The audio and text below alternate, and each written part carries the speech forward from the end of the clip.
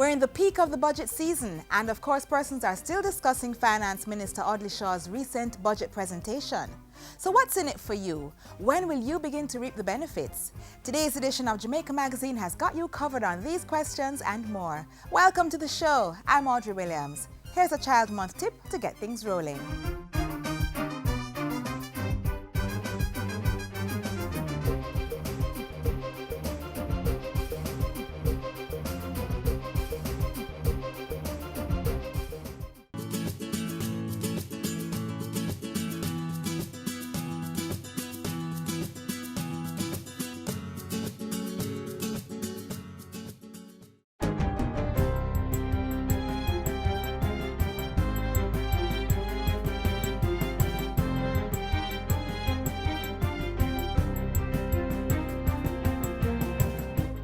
Good day, I'm Lorraine Mendez and this is your JIS News for Tuesday, May 17. The National Housing Trust NHT is spending $23.6 billion on housing and other capital expenditure this fiscal year. While opening the budget debate last week, Finance Minister Audley Shaw revealed that about 9,000 solutions would be completed under the NHT's medium-term housing program. The Trust will pursue the development of a mix of houses and residential lots in 42 developments across 11 parishes and is projecting to write new mortgages totaling approximately $16 billion. The medium-term housing program aims to boost the housing stock through a mix of NHT-directed schemes and joint financing projects with private developers. Government will be taking steps to rehabilitate numerous communities in the West Kingston area of the capital. The ministers with responsibility for housing and local government toured the Tivoli Gardens and Denham Town communities recently and decried the state of their infrastructure. All the buildings here in the region, all infrastructure is about 50-year-old, which many of them have reached what they call the engineering life. This is not acceptable in any community, and any community that have this kind of infrastructure, the government have to look at how we can bring about some improvement. Local Government Minister Desmond McKenzie, who is also Member of Parliament for West Kingston, said the planned development would greatly benefit the residents. West Kingston farms are part of the commercial life of Jamaica, and the improvement to the physical infrastructure of the area will also improve the social conditions of the people who live in the area. Police personnel will receive training on the Lotto Scam Act this fiscal year. The announcement was made by National Security Minister Robert Montego at the Jamaica Police Federation's 73rd Annual Joint Central Conferences in St. James recently. He said the move was to ensure that lotto scamming cases were better prepared. The fight against lotto scamming is not only for Mocha, but for all of us. As a nation, we cannot afford lotto scamming. There are too much broken families and communities, too much pain, too many guns, and too many lost lives. We cannot afford it, and we have to deal with it. The minister also indicated that improved and continuous training in all aspects of policing would be a major feature going forward. In the meantime, the National Security Minister has firmly declared that there's no place in the Jamaica Constabulary Force for rogue cops. Minister Montego says the selfish and unethical actions of a few cannot be allowed to undermine the hard work of the majority. There is no place in the JCF for indisciplined and corrupt members and those who are guilty of accepting or soliciting bribes and other corrupt practices. These individuals must be punished and separated from the force. Another government entity is probing what led to last week's collapse of a section of the Blue Diamond Royalton Negril Hotel, injuring a number of workers. Labour and Social Security Minister Shahini Robinson says a team from her ministry's Occupational Safety and Health Department is investigating the incident. And we await their findings to strengthen our efforts at compliance. Minister Robinson says the collapse at Royalton serves to underscore the need for strict adherence to workplace standards and systems. And as a government, we intend to address these through the proposed legal provisions contained in the Occupational Safety and Health Bill 2016. I want to emphasize that safety and well-being within the workplace is a right for all Jamaican workers and a legacy for future generations. The Labour and Social Security Minister was speaking on Sunday during the National Workers' Week and Labor Day Thanksgiving service held at the Alson Memorial Church of God. And finally, 15 residential childcare facilities across the island will benefit from upgrading work this Labor Day. The facilities are the focus of the Child Development Agency CDA's Labor Day project. The agency will be partnering with the Scotia Foundation and EdgeChem to beautify and set up vegetable gardens at the childcare facilities. Public Relations and Communications Manager at the CDA, Rochelle Dixon, says private and government-run homes and places of safety will benefit from the day's activities.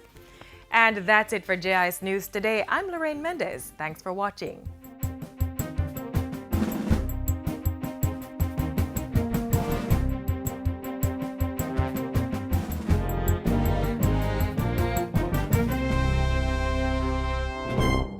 The income tax threshold will move from $592,800 to $1 million on July 1, 2016. And on April 1, 2017, it will move from $1 million to $1.5 million. This will benefit all persons who pay income tax. The government of Jamaica, building a partnership for economic growth and prosperity.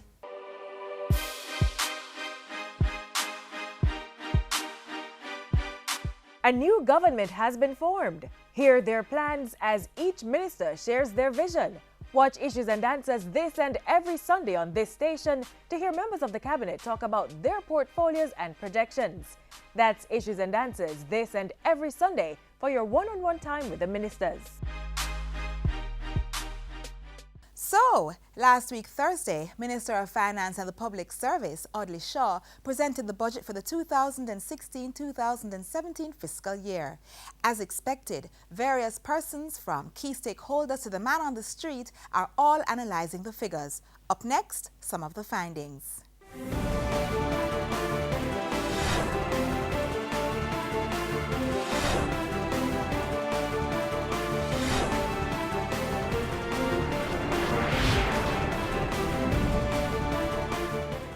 Welcome to this GIS special, assessing the 2016-2017 budget presentation by the Minister of Finance and Planning, the Honorable Audley Shaw. I'm Ian Boyne. We have a distinguished panel to discuss the relevant issues. Many of the issues concern taxation. Certainly those are the issues uppermost on people's minds.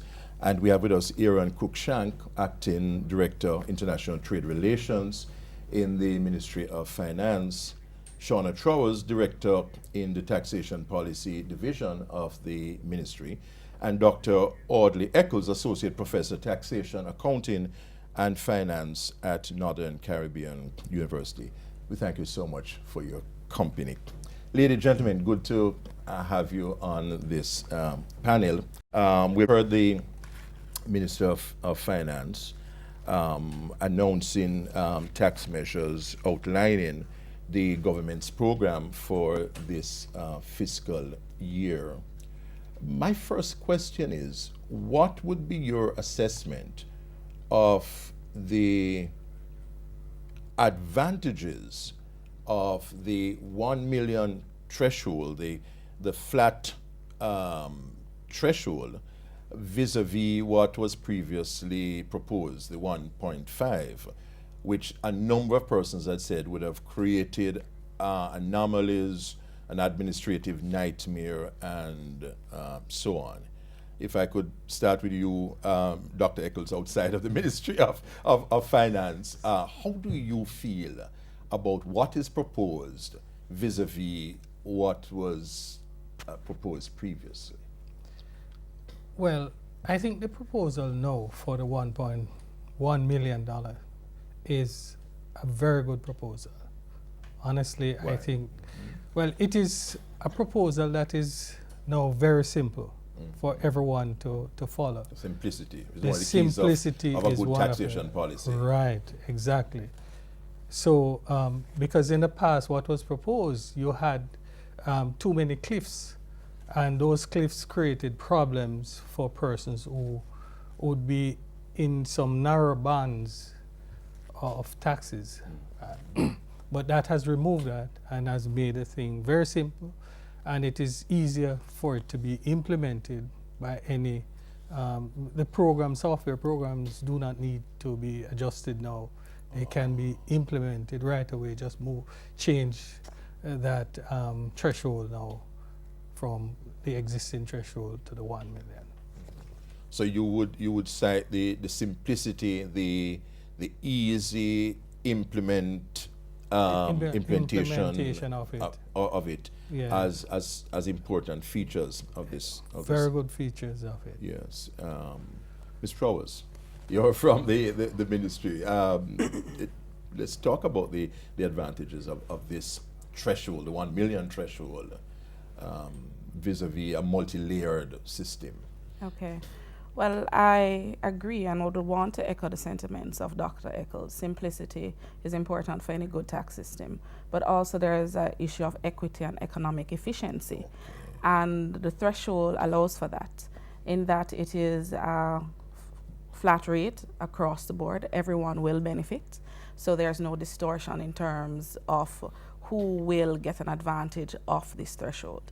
It will be applied across the board, and then the tax rate accordingly above the threshold. So on that basis, I would think that simplicity, equity, economic efficiency. Ms. Cruikshank. You have both simplicity, you have equity, but I want to more so speak on vertical equity. Explain that. What happened is that with the prior proposal, you would have some persons, those earning between 1.5 and 1.8, yes, right, would actually be taking home less pay as opposed to those earning, say, about 1.4 or 1.5. Yes. Right, and what that would do is to, it would give an incentive, right, for persons to earn between 1.5 and 1.8. So with this new proposal, with this new design, right, it has removed those distributional kinks, and as such, the vertical equity, right, is now in place. So, and that's a major issue, because that was one of the issues that were hotly debated when the 1.5 was mentioned. In addition to the other issue that you had mentioned, Dr. Eccles, about the implementability of it. So this 1 million threshold, which is not what was being proposed before, which was not a threshold, but really was a tax exemption of 1.5. This now is a threshold that everybody benefits from. And in fact, previously 118,000 persons would have benefited from the 1.5 tax exemption. Now as many as 251,000 persons. So we have far more persons benefiting under this system than what was previously proposed. You're watching a GIS special looking at the presentation just recently concluded by the Minister of Finance and Planning, the Honorable Audley Shaw, presentation of the 2016-2017 budget. We take a break, but we'll be right back.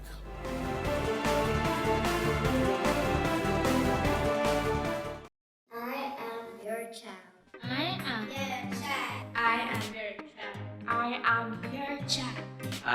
your child.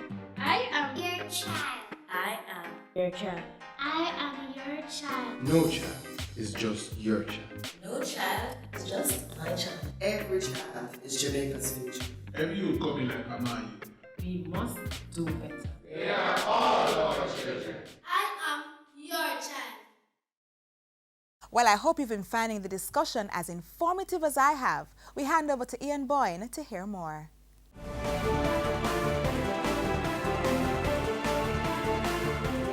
Welcome back. You're watching a special GIS presentation looking at the 2016-2017 budget presentation, which was just recently delivered. The opening of the budget debate just recently delivered by the Minister of Finance and Planning, the Honorable Audley Shaw. We have with us as a guest on the panel Ian Cruikshank, Acting Director, International Trade Relations in the Ministry of Finance, Shauna Trowers, Director in the Taxation Policy Division of the Ministry, and Dr. Audley Eccles, Associate Professor, Taxation, Accounting and Finance at Northern Caribbean University.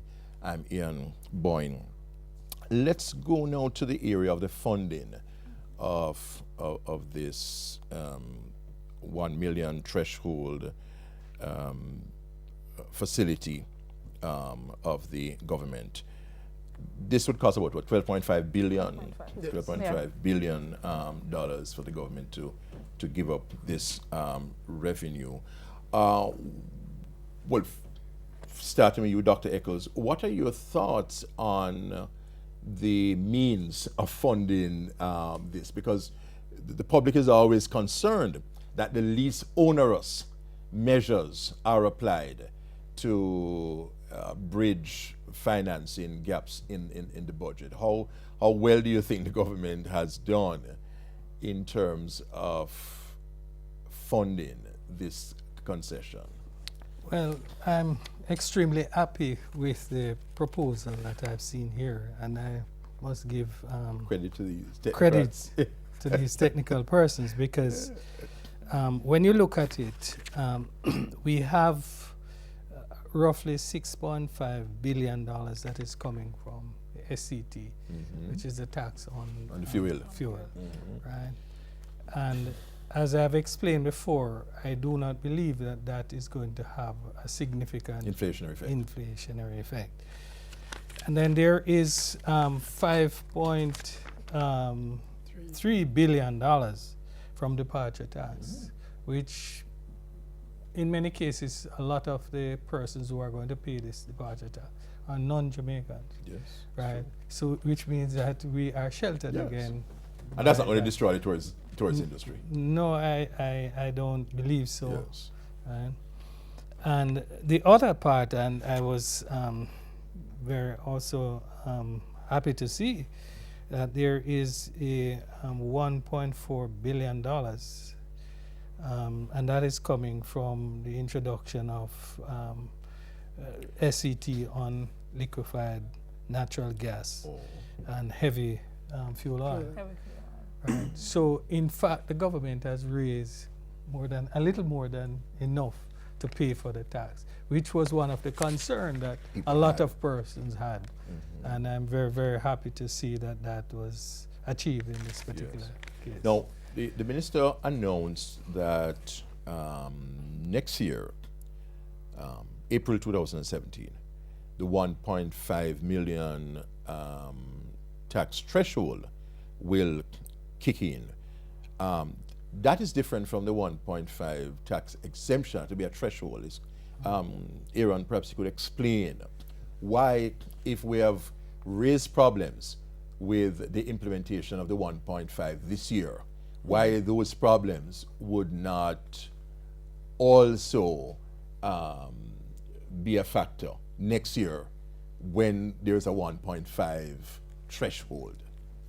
In the initial proposal, it was really an exemption. Not a threshold. Not a threshold movement. Significant difference. And there's a difference between the two. That's right. Right. And the exemption was only going to be for a particular set of income earners. Now, with the threshold movement, everybody is actually going to benefit, which means you won't necessarily have what you would call those distributional kinks anymore. Right. Now, once you have removed those distributional kinks, right, then you will have that issue of persons having less incentive to work hard. Right. So we have taken care of those issues. Absolutely. Right, by moving the threshold. Okay. Right. So that's a big difference. Yes. Between a threshold which benefits Everybody. everyone Right. on PAYE and a tax exemption limited to a particular group. Well, Targeted I would to also want to further expand.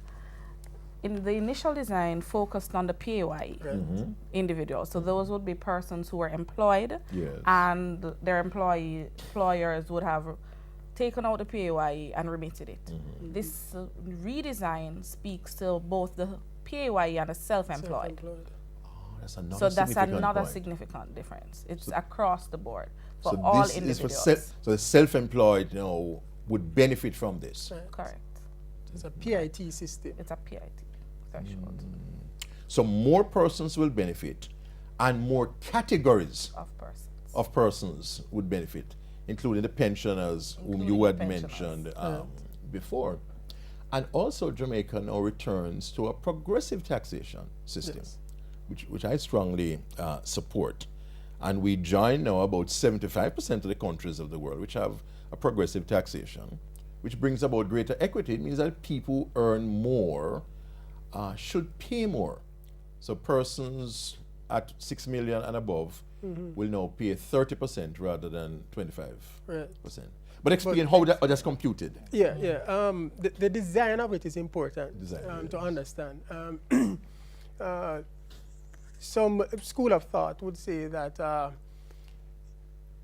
in applying a 30%, right, for those earning over 6 million, you would actually find a difference between your gross income, right, and the threshold, and apply that 30%. But that is not the case now, right? The new design is as such that between the 6 million and the threshold. Not between, you mean yes, between threshold and 6 million. Well, between the threshold and 6 million. Between the threshold and the 6 million, you would apply 25%. Incomes thereafter that 6 million, right, would now attract that 30%. Also, it won't be as onerous. Exactly. Because if it were, you would risk migration. People saying, people like you moving up and so on and saying, but what incentive? Yes. Or you probably would risk someone keeping at 6 million. That's right. In real terms. Exactly. Of course, I say you don't want to move above that. So in effect, so the design is such. It's important that you really start paying the 30 when you reach the 6.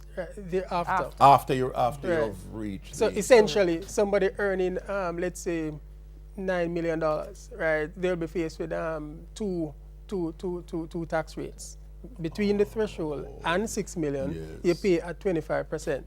Right? However, thereafter the 6 million to the 9, right? You pay 30. I'm sure that's a relief to many persons who are at 6. Thank you very much. We thank you, ladies and gentlemen, for joining us for this GIS special discussing the opening of the 2016-2017 budget debate, and with us discussing the budget, particularly the taxation elements of it, have been Aaron Cruikshank, Acting Director, International Trade Relations in the Ministry of Finance, Shauna Trowers, Director in the Taxation Policy Division of that ministry, and Dr. Audley Eccles, Associate Professor, Taxation, Accounting and Finance at Northern Caribbean University. I'm Ian Boyne, wishing you a good evening.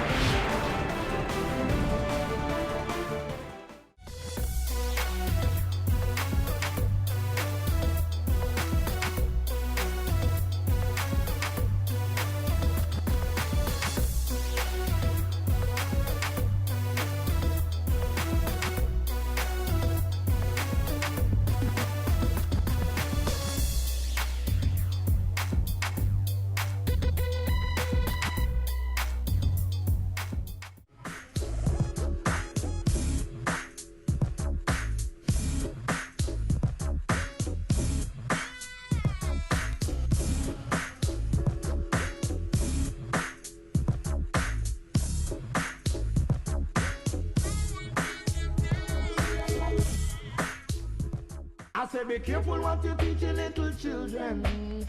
Make sure I know something to hurt them.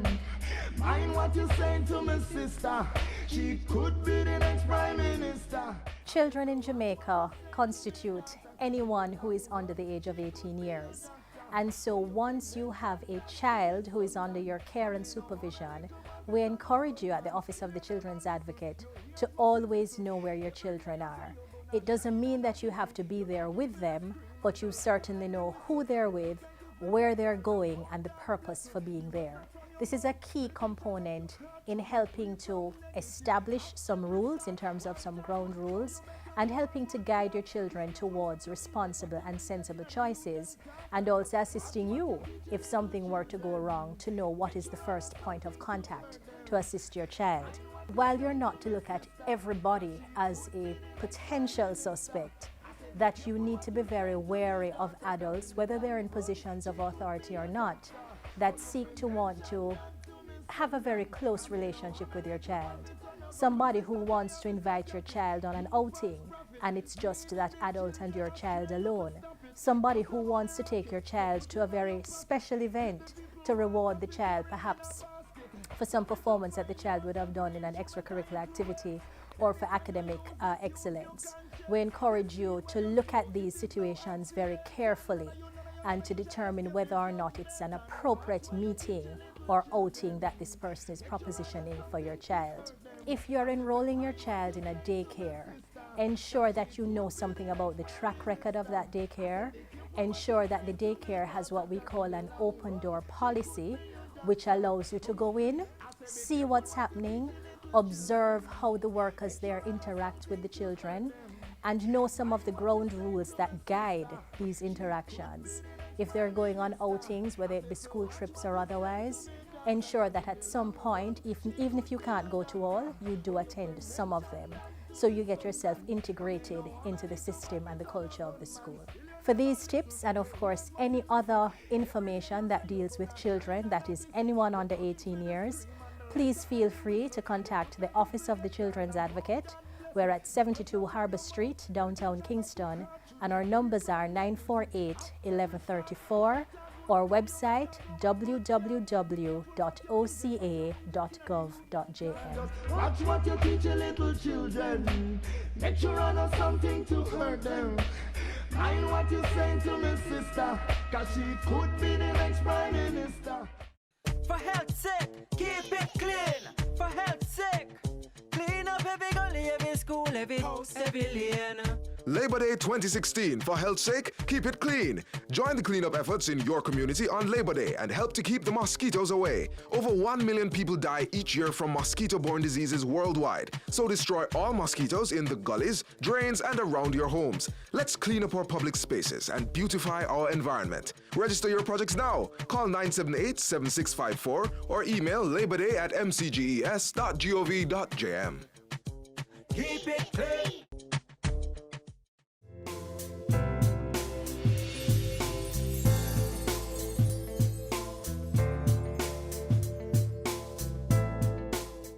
We've come to the end of another edition of Jamaica Magazine. Thank you for staying with us. Perhaps you'd like to give your views on the panel discussion today. Email us at jamaicamagazine@jis.gov.jm. Stay informed through our website, jis.gov.jm, and our social media platforms on Facebook, Instagram, and Twitter. I'm Audrey Williams. On behalf of the hardworking production team here at the JIS, thank you for watching. This has been a production of the Jamaica Information Service, the voice of Jamaica.